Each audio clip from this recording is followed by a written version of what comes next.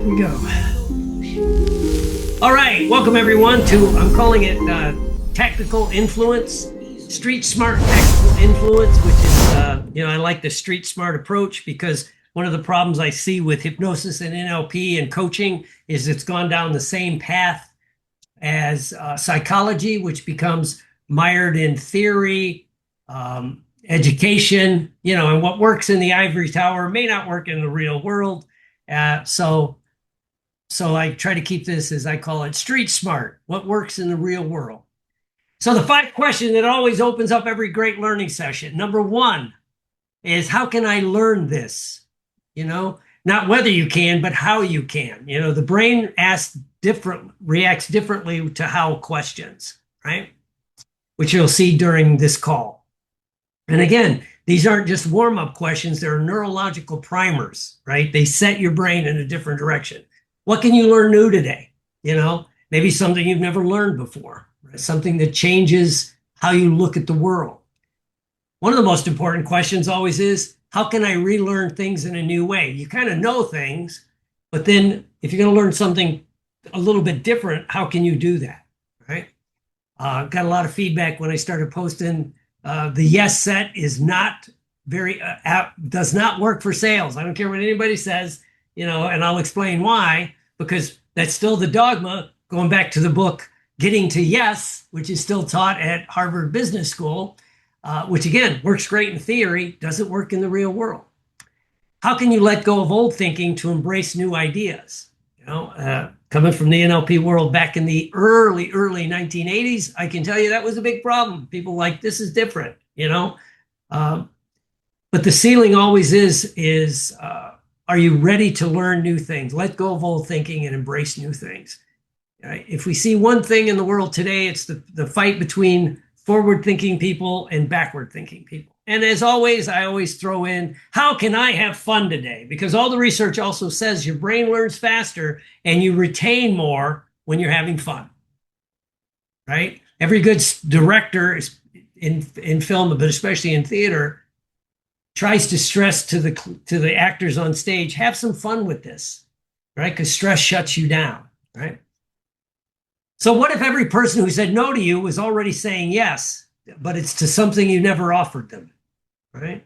It's a different viewpoint, right? They didn't really say no to you. They said a no to a version of your offer that did not match what they were ready to say yes to. So it's not really a closing problem if you're into sales. It's a reading problem. It's reading the people in a slightly different way. Got a lot of questions when I started doing this.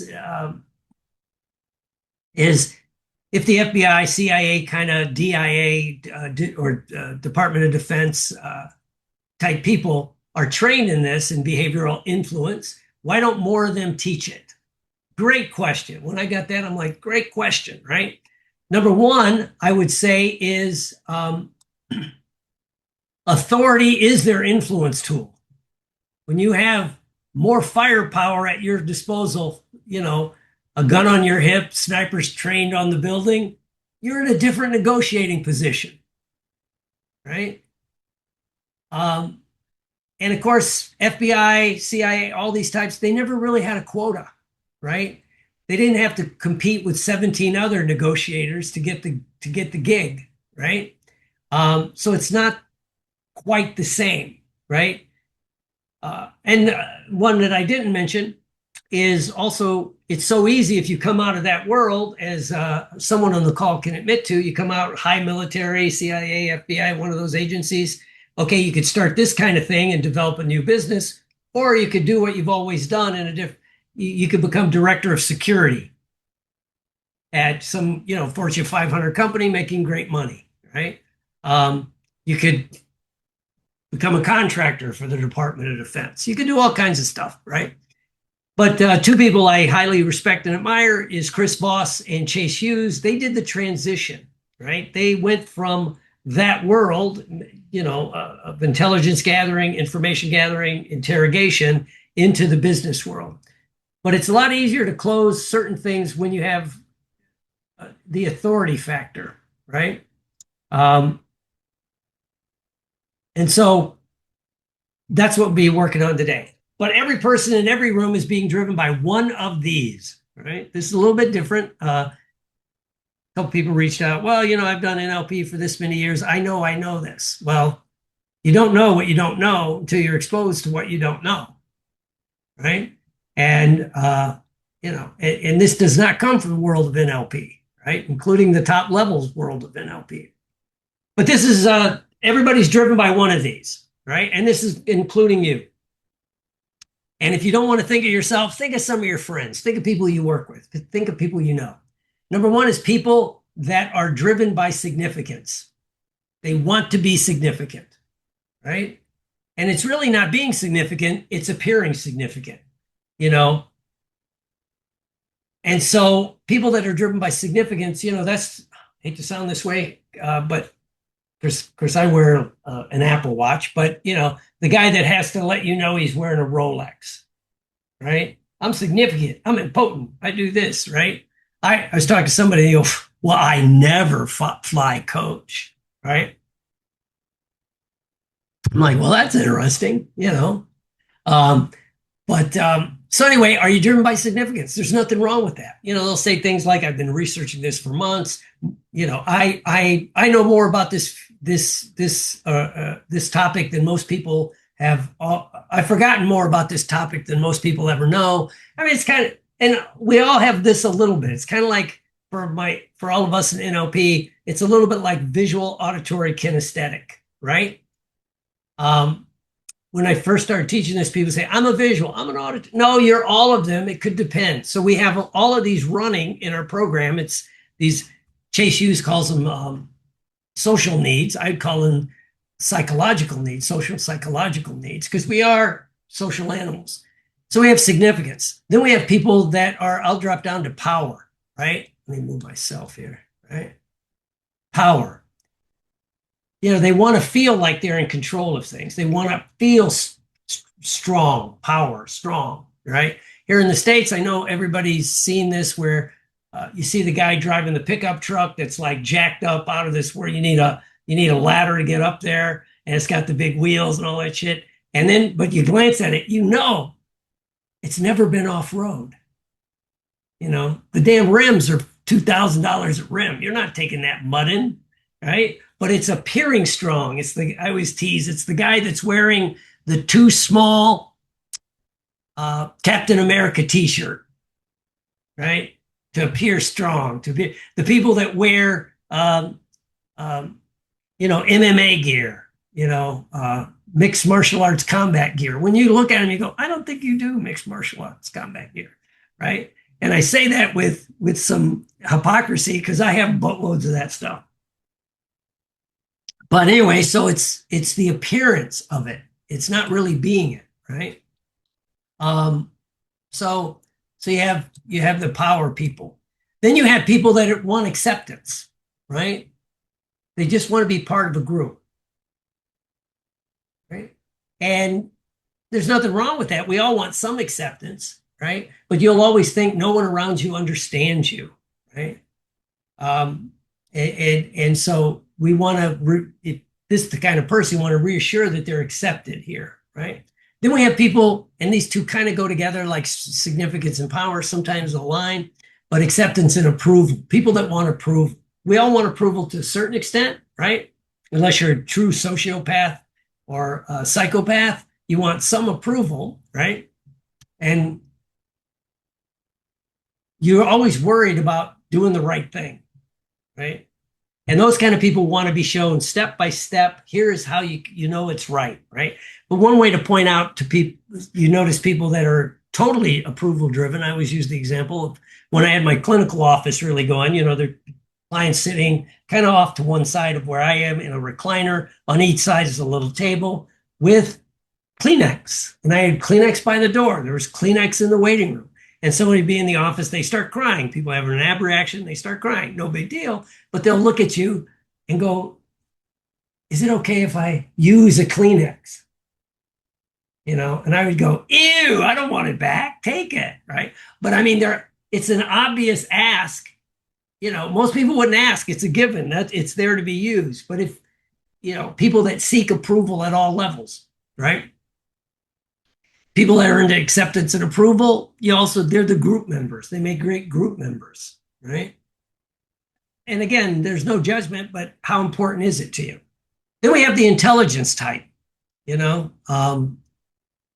They want to just prove that they're smart. The old joke always is, how do you know someone went to Harvard? You know, Mr. Labrie can tell you, they'll probably tell you in the first 2 minutes of any conversation, even though it has nothing to do with what you're talking about. Harvard, Yale, Princeton, there's a few schools, you know, Stanford and the University of Chicago. All those places I've driven by, never set foot on campus, right? So anyway, but they're intelligence driven. They got to tell you how smart they are. They'll mention research, like, well, of course you know this research, and then they'll mention some obscure researches. Why the hell would you know about this research, right? But to let you know, or I was just reading in the Wall Street Journal, right? Oh, okay, good for you, right? Whatever it is, but they want to show you how smart they are, right? And they want to be reassured that, like, hey, what you're going to do today is going to give you information that very few people have, and that most people never touch. Because you know what? You know what, David? Most people aren't smart enough to handle this, but you are, right? And then we have the pity people, right? And we all get on the pity pot sometimes. Come on, don't act like you're not. You get bad news, you lose a deal. In my case, you don't get the part, right? But if it's all the time, you know, they'll say things, I'm tired of carrying this alone. No one knows the pain I'm feeling. And it may be real, right? It may be real. And so you just have to reassure whatever they're dealing with is real, right? And again, anything that's said several times in the first couple minutes gives you some drivers of what's important to them, right? So, and then the next part of tactical, it's called tactical empathy, as Chris Voss would talk about it, right? Which is you name an emotion before you solve the problem, right? Because this works every time. Now, there's some tricks to it if you're going to do it right. Number one is whatever they're saying, and you want to have fun with this. Here's an assignment you can do today. If you do it 5 times, it'll change how you feel. You know how when you like walk in someplace, you're meeting somebody, you go, how you doing today? Right? Or what's going on? Da, da, da, da, da. Okay, great. Why not glance at them, take a few seconds to actually notice them, and then say, you know, hey, it looks like you're having a rough day. Or it looks like you're having a great day, right? Because you're labeling an emotion that you don't know, but then one of the things happen. First of all, people feel listened to, or, you know, if they're talking and they're telling you something, you know, it sounds like you have more going on than most people know, right? So you say, it sounds like, it seems like, it looks like, right? Say the label, then stop, because people will correct you, you know, whatever it is. And I walked in the health club the other day, because I got to start practicing these skills all the time myself. Ladies behind the counter, see her, you know, a lot when I'm walking there, obviously. And I go, whoa, seems like you're having a rough morning. And she goes, no, not. What makes you say that? She goes, most of the clients are great, right? And just think about what she just said. Most clients are great. So obvious, and all I said was, well, it looked like you just dealt with one of those that's not so great. And she just laughed, and we, you know, yeah. Does it work? I don't know. I went to grab a sport drink, and she goes, don't worry about it. I got it. So, hey, you know, yes, it's manipulative, and I use it. So, but here's the important part. You never say I. You know, like it looks to me like, or it looks to, it would be I or me, right? Because then you make it about you. Or if this pulls you out of it, it looks like, it sounds like, you know, it seems like, you know. And if you throw in at the end for all of us NLPers, you know, it seems like maybe you're having a rough day today. Correct me if I'm wrong. Right? So you leave the open-ended question, but remove I from the conversation. Right? And what Voss discovered is the neuroscience behind it. When you accurately name someone's emotional state, the amygdala, the part of their brain that is always looking for threat, as my friend who's on the call, if he's still on the call, Captain Billy would say, you're constantly running in existential threat mode. That's how you survive for a million. Your gene pool's still here because you will always look for a threat first. You run a little bit more negative than positive. Even positive people still have some negative going, right? The caveman that goes, yeah, there's a lion out there, but I feel great today. It's going to be wonderful, right? And they walk out and, their gene pool stopped because it calms down the threat detection when you confirm what they're feeling, right? It's like, hey, we're in the same thing. The prefrontal cortex, the part of their brain that thinks, comes back online, and then it's more able to make a decision, And if you don't, without knowing what the label is, you seem to have a tendency to throw more features, more urgency, more pressure, right? You ever been on one of those 20-minute, and I use the term loosely, discovery calls, right? Hey, let's jump on a discovery call. And I always say, well, to me, a discovery call, they're trying to discover, is one of my credit cards open enough to handle what they want to try to sell me, right? But I mean, so they'll put in more features, more urgency, more pressures. Defense actually goes up instead of down. And at that level, you can't, it's hard to say yes biologically, right? Anybody here ever raise kids when they go through the teenage years? And they, hey, Dad, I want what? No. And as soon as you say no, there's some power in it. Then you might say, well, tell me what's going on. What do you want, right? But the no work, kind of it works in that label, right? But once you know what a label is, it's one sentence named accurately, and you don't have to be totally accurate. Even if you're close, people will correct you, right? And if you're way off, they'll correct you, but it still calms the amygdala down and their guard drops because they feel listened to, they feel acknowledged, right? And so, there's words that that kind of help people get over these things, right? When someone says to me, the typical thing, I'm sure those of you in sales, like Mr. Labrie, have you ever heard, I need to think about this, right?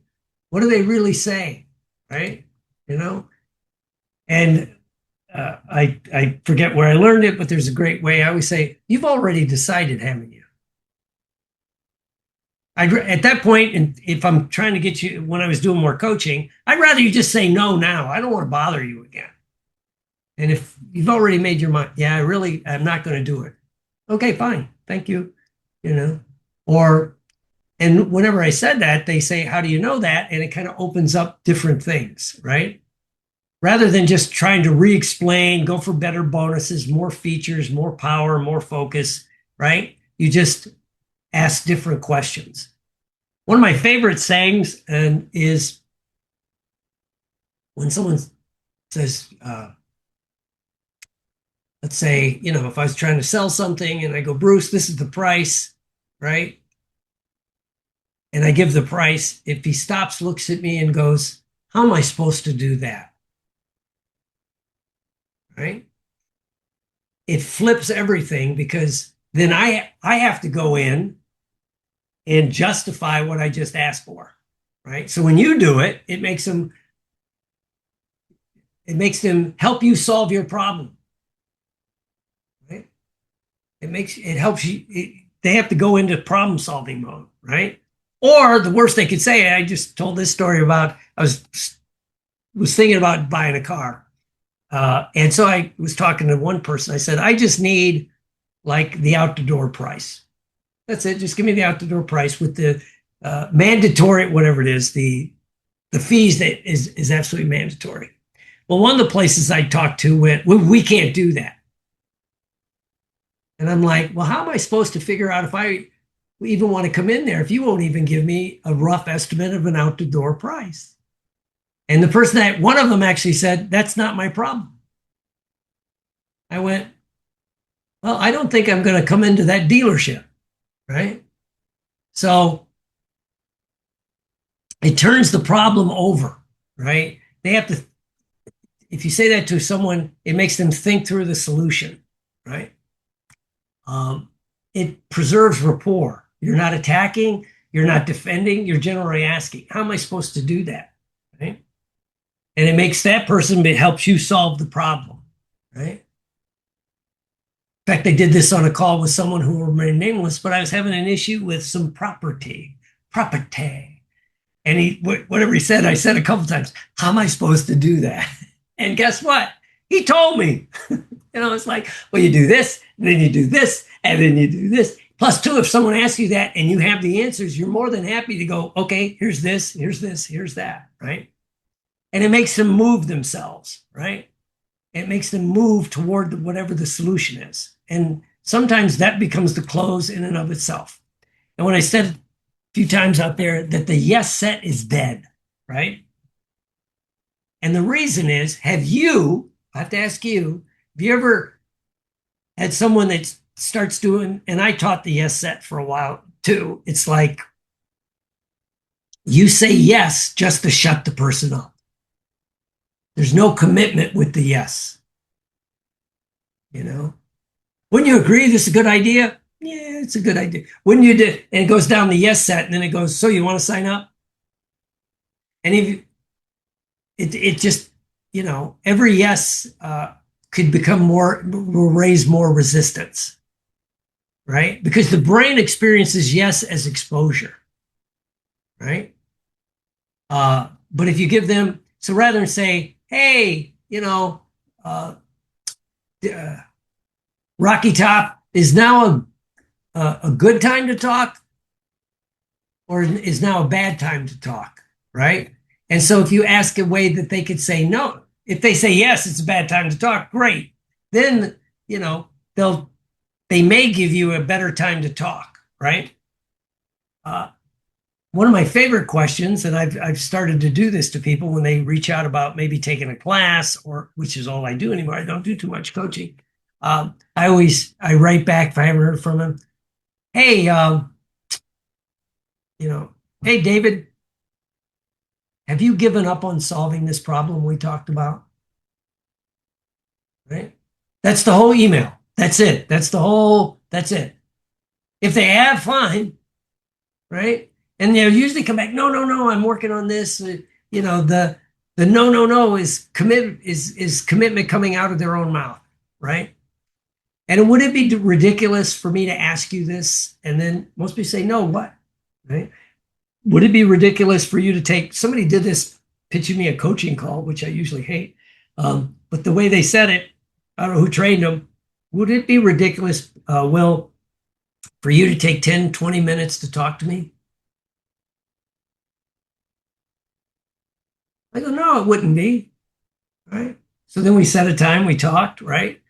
I didn't buy their stuff, but it was an interesting exercise for what I do, right? Unfortunately, I dropped into giving him some coaching at the end. If you'd have done this, if you'd have done that, right? But I mean, it's what's fun, right? And there's other things you can learn with this, right? So what you want to do is read, reveal, and close, right?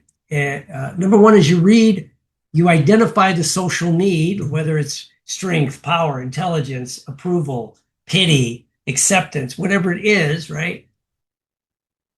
And then you label it, that's empathy, that's tactical empathy, because it drops the defensiveness, right? It seems like you're an important person with a lot on your plate. Well, that's rude, yes, right? And look for words that are repeated, right? And then that's when you start kicking in what we would call, in NLP, I call them meta model questions. Other people call it calibrated questions. That like, so what do you want? What would that do for you? How, what else would that do for you? And again, then it gives you into alignment if you're going to go for a close or try to pitch them something into what they really want, right? And the motive before they tell you, right? So there's not really three techniques. It's one long process that once you begin to master it, everything begins to change. So let's say you're trying to pitch somebody something or offer them something, right? Let's say they're a significance person. you want to position it as, you know what, you're the type of person that saw this coming and handled it before it became a problem, right? If it's an acceptance person, you might say, you won't be doing this alone. There'll be a group of people with you every step of the way, right? Or I'll be with you every step of the way. Approval person, you'll know exactly what to do next and the process to get there. This is why it's the right move. Intelligence, right? This gives you a model you can trust in real time that most people aren't smart enough to understand. Right? Pity people, what you're dealing with is real, and there's a way through this, and you don't have to carry it alone. This would be more for coaching. You don't have to carry it alone, right? And if it's a power person, this puts you in control, not of them, but of yourself, every conversation, right? So if you kind of know where they're coming from, it tweaks everything else. And then our visual, auditory, kinesthetic, the meta programs toward, away from, big picture, specific, it changes everything. So one conversation, right? You begin to pick up the repeating words, right? And you do a different kind of mirroring, not just the physiological mirroring. One of the things I learned at that, when I went there, it was transitioning from hostage negotiation to crisis negotiation. But they would say you mirror the last word or sentence of whatever the person said. Okay? And that it's a little bit labeling, but it's clarifying, and then people will build on that, right? And so you want to label it, and you want to be willing to take a pause, right? And depending on what the person wants, and whether their strength or power, whatever it is, you're crafting it toward what would work for them or what you think would work for them, right? And as a lot of people know, that's in sales, price is usually, it says never, I should have redone that, usually never the issue. Sometimes it is. If you can't afford it, you can't afford it, right? But we misread what's going on. They'll use price as an issue when it's not there, right? So when someone says that, you say things like, well, it sounds like the price or the number isn't really the issue. What is it? And especially when you drop the price, you try to do this, right? And that's when the calibrated question, what do you want? What would that do for you? How would you know when you have it? All of this stuff, right? And so then you begin to have more fun with it. And I throw in one thing when I do this lately. It's the 10X method. It's from a guy named Dan Sullivan, strategic coach, right? The guy that trained Tony Robbins. I mean, you go down the list of all the people who's been through his training. It's fascinating, right? And he clashes with our hustle culture, right? There's a couple guys talk 10X, which basically you work 10 times harder. You work 10 times more hours, right?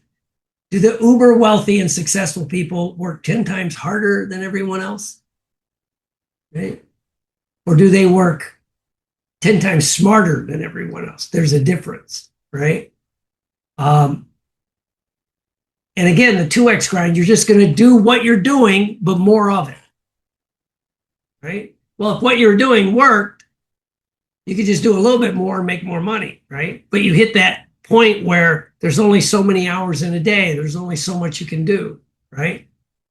And so basically what it is, it's flipping the 80-20, which is you really only focus on 20% of the things that you're doing that will produce 80% of your results, right? Weird example is there's a guy who teaches like how to get in shape, especially for us mature people.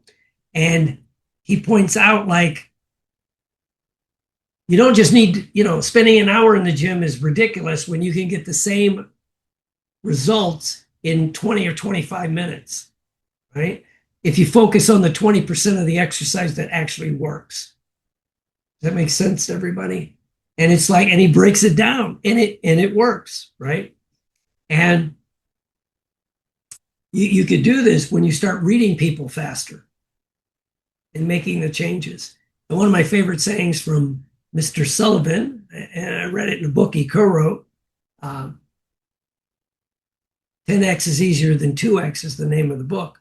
The only way to make your present better is to make your future bigger. 10x is not about doing more. It's about doing less at a completely different level, right? It's about doing less at a completely different level. So you get more done, if you will, in less time, right? And you begin to read people faster, so you don't have to spend that much time, right? And this is not just NLP as you were taught it. This is NLP or even the sales skills that work in a real world. First, you read the room first. Most NLP starts with technique. One of the things I flipped a few years ago is street smart NLP starts with what's going on right in front of you. You're not just running patterns, you're running what's happening in real time. It's the old analogy of every combat plan works great on paper, right? And language is the leverage. It's not a decoration. I'm always fascinated that all these people that are master NLP trainers, that you listen to them talk, there's no waking hypnosis, right? There's no, hey, where you are right now is just a result of where you came from in the past, but it doesn't have to really be part of the future that you're going to. When you realize that if you could think in 10x instead of just doing twice as much, you'll have more energy to really spend time. They don't use the waking hypnosis patterns, probably because they really don't know them, right?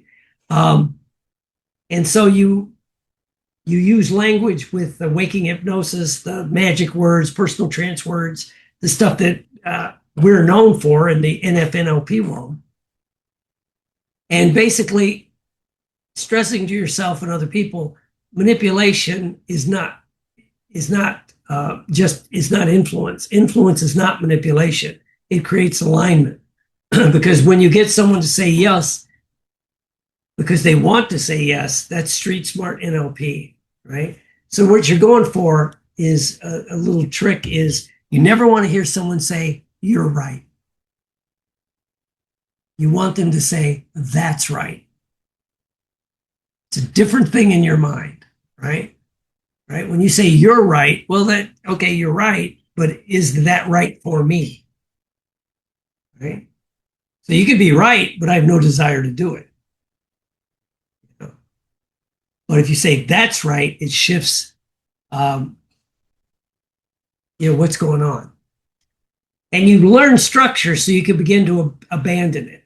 As Bruce Lee said, because he's the martial arts master.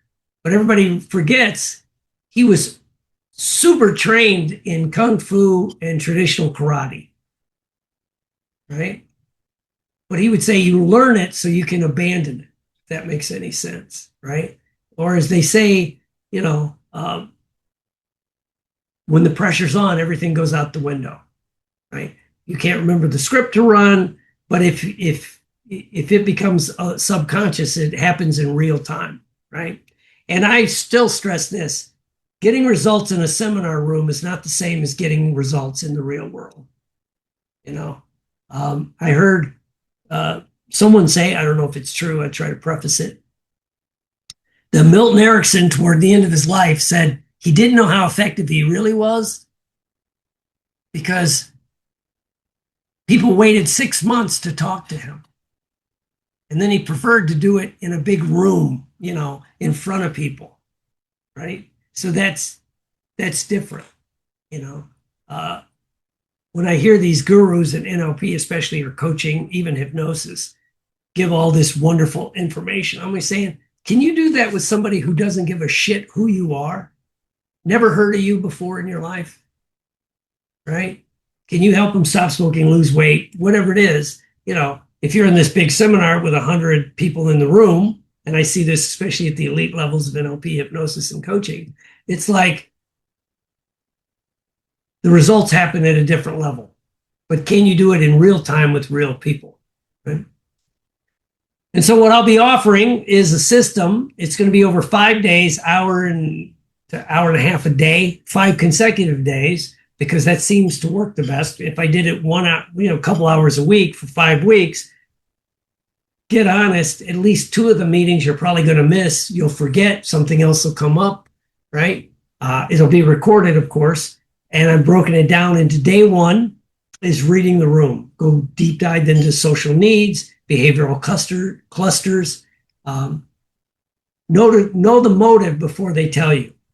And then we'll work on tactical empathy and then calibrated questions. Really work on the power of no, right? And how to begin to use that. How to close, right? Deployed and drilled down, including, how am I supposed to do that? And the power of no, and even deeper, and a few other things, right? We'll do some live case breaking down, things like that.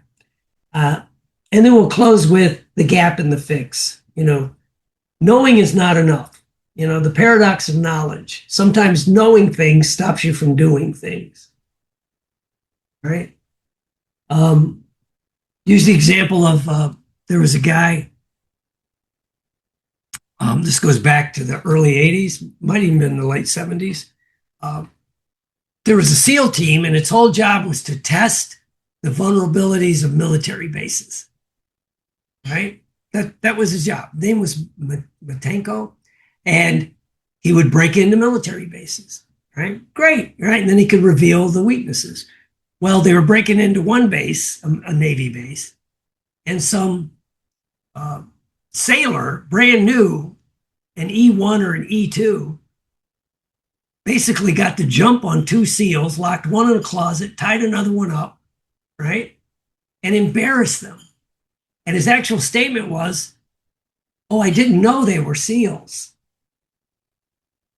What would that, it's like he didn't know, so he just took action, and then it, made him rethink how they were challenging everything, right? So here's what I'll be offering. It's the 5 training sessions, which of course are recorded, put up into a thing so you can review them. And we do the breakdown. And when people go, "Why do you do this?" Because it works, right?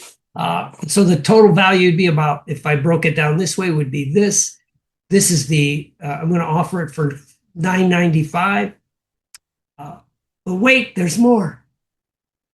I'm getting out the Ginsu knives. Wait, there's more, right? So the 3 steps is, do this. But for the people on the call and the people that sign up before I offer the class the first time, you're going to get a special offer that I'll email to you with a coupon, so it'll be even less, right? But, how much is being effective important to you, right? How much stronger would it make you feel? How much smarter would you feel? How much more influence would you have with the people around you, right? How much more effective would you be across the board? So that's really the question, right? And so you'll read deeper, reveal faster, and close cleaner. It's the tactical influence method. And that's what I'll be doing, 40 years in the NLP world, been through the crisis hostage negotiation and part of the profiling course, been around this world for a long time and had some fun with it. So that's what we'll be doing. And if you have any questions, just reach out, because like I said, people on this call or on the first round will get a special deal. What if everything you've been taught about influence was backwards? Imagine for a moment, you walk into a room, you say almost nothing, and yet everyone leans in. That's not charisma, that's code. And when you learn it, really feel how simple it actually is, you'll wonder how you ever talked without it. I'm Dr. Will Horton, psychologist, FBI-trained negotiator, 40 years of NLP and hypnosis, and much more. And now I've cracked the code on tactical influence, and this month I'm handing it to you live. Just notice what happens when you really decide to show up. I hope you haven't given up on being elite. The link is below.